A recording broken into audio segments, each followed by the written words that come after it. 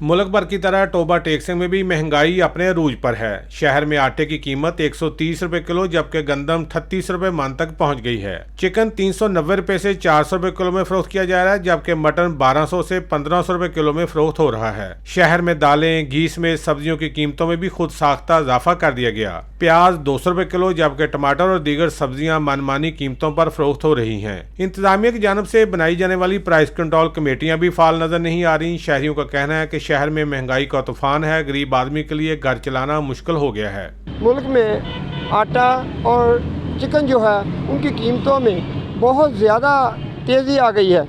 आटा देखें तो 125 रुपये किलो है, चिकन देखें तो 350-400 रुपये किलो बिक रहा है। दूसरी जानब डिप्टी कमिश्नर अरशद बदर का कहना है कि माह के दौरान जिला भर में खिलाफ वर्जियों पर 22 लाख जुर्माना किया गया।